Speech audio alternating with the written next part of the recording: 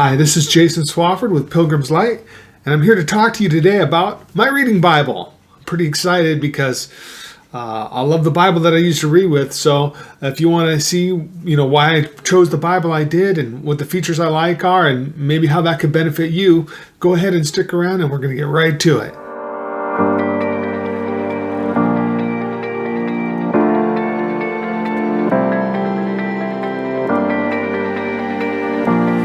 Welcome back. So the reading Bible, the Bible I use to read every day is actually, let me just pull that right up. It's this Bible right here. So this Bible right here is an NASB version. It's New American Standard Bible, updated edition, 95. And it's an Ultrathin. So here's the box it came in. It's an Ultrathin reference Bible. And the reason that I like that is because I wanted a smaller Bible. I've got plenty of Bibles. In fact, right here, I've got my archaeological study Bible here. This is it here. I'll pull it out so you can see it. This is a tome. I love this Bible too. I'll go over it sometime, but it's got lots of archaeological supplements and things like that. So I do like that Bible, but you can see, not necessarily your daily reader. So this one, you can tell it's small, it's compact. I've got it in genuine leather, so it's a nice Bible, and it's not too much. I think on Amazon I paid $29.99, for this Bible, so it was great. In case you're wondering what those are my bookmarks. This is my reading system that I'm using, and I'll go over that in a future video. But I did have my name put on it, so I like this Bible. Now, why did I pick this Bible? When there's lots of nice little cool study Bibles and Bibles, cool covers and things like that. Well, because over my years of reading the Bible, I've really come down to a few different things that I really like about the Bibles that I pick. Now, one of the things is, and I'll try and get some closer reference, photos for this, but you can see that's a center column reference. Some people don't like that. They want a single column.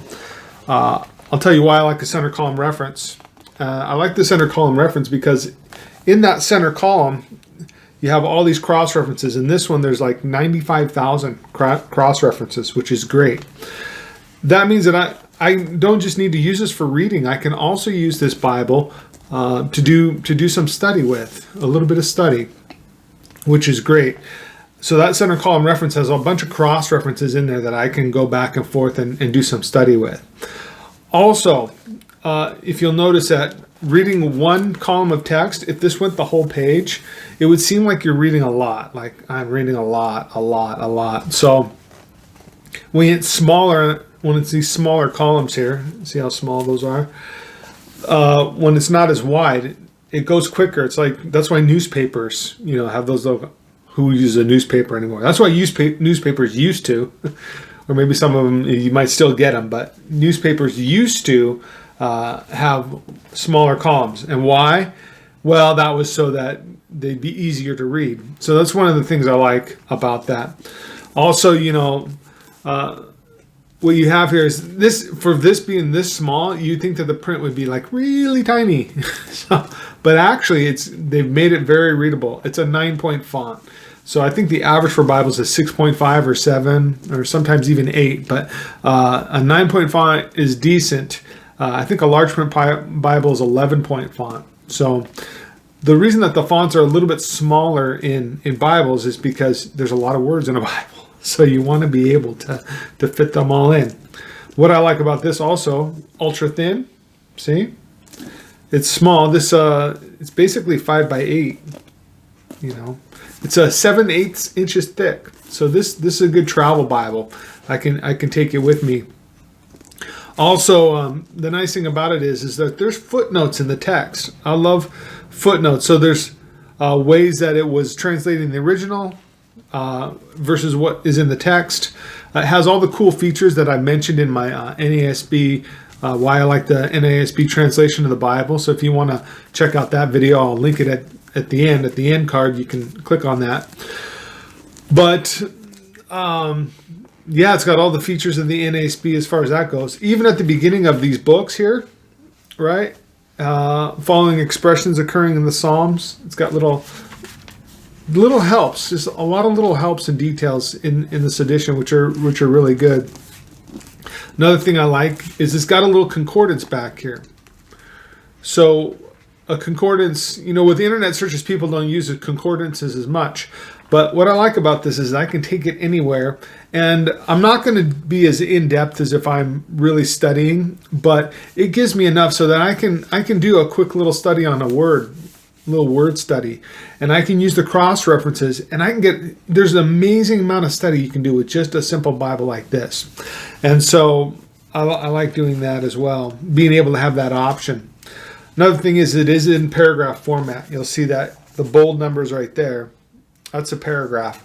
And so it's in paragraph format, which is nicer. The verse by verse format's great if you're reading from the pulpit or something like that. But if you're just looking at the Bible and kind of looking at what it is. Now the paragraphs, let me finish that sentence first. If you're just looking at the Bible for what it is, you can do verse by verse, but the paragraph format helps show what the translator thinks is a good reference for the thought. Now, that doesn't mean that it's necessarily the same paragraph like the writer might use if they were going to use paragraph formatting, but it gives you a starting off point, so it's nice. It does have little titles, so titles, paragraphs, verse numbers, and stuff. None of that is in the original, so you take that all with a grain of salt. But all of those things have been added so that it's a little bit easier to look at the text. You'll see here also it does have red letter text. Some people don't like red letter, and you might be able to get this in black letter. I didn't check because I don't mind red letter. So it has red letter text for the words of Jesus. And one of the most important features that I like about this Bible here is that it does not have any commentary and it doesn't have any study notes. Now, that's really important when I'm looking at a Bible that I want to read every day. And the reason is because I don't want to get distracted with what some commentator or what some translator might think about certain verses or things like that. I really just want to get a good read in. So I want to go fairly quickly, not too quickly, but fairly quickly. And I want to get my reading done and just let it kind of put the input in there. And so those study notes are a distraction to that. The commentary is also a distraction to that. And that leads me into another point about notes and commentaries in Bibles.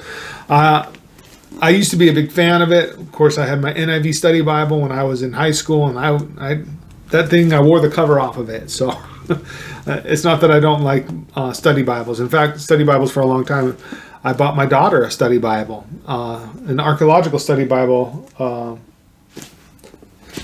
Well, it wasn't a hardcover. It was actually a nice leather one because I like that. And I think the archaeological study Bible that I use, I believe it was probably an ESV. I think I got her. I was jealous of the Bible. I gave it to her.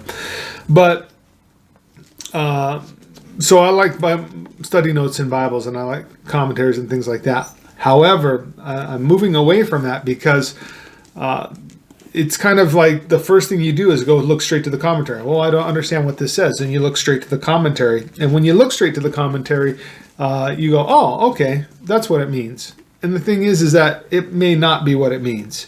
It might be a good suggestion, but you want to interact with that stuff. You want to interact with it. And the best way to interact with a commentary is to have a thought about the passage yourself before you even look at a commentary, before you look at the study notes. It's been added into Bibles for convenience sake, but I don't know that was the best way to do that. I think the best way to kind of go about that is to have two different things. You have your reading Bible, and then maybe you have your commentaries, the Bible study tools that you use on different websites and things like that. And so just for now, what I'm doing is I'm just getting the reader done. A limited amount of study. I got a little concordance. I got color maps in the back. I mean, this Bible's a good travel Bible. It's good to go, and bam, I like it. So that's my NASB, New American Standard Bible Updated Edition in the Ultrathin reference, center column reference, 2-column text, 9-point font. It's all real good. So I appreciate you listening and looking at my Bible with me, and maybe that would help you out for something that you want to do. And I hope it does, because, I mean, that's what we're here for. We're here to try and help you see what you would want in the way of a Bible, to how to study the Bible and how to understand the Bible for yourself. So stay tuned. I'm going to be doing a lot more reviews of Bibles, a lot more. I've got lots of Bibles I have myself that I can go through and kind of show you, and also ways to study the Bible, ways to memorize the Bible, ways to get that word in you so that you can be, a fully devoted follower of our Lord. So it's good seeing you, and I always like to end with God bless you and have a wonderful day.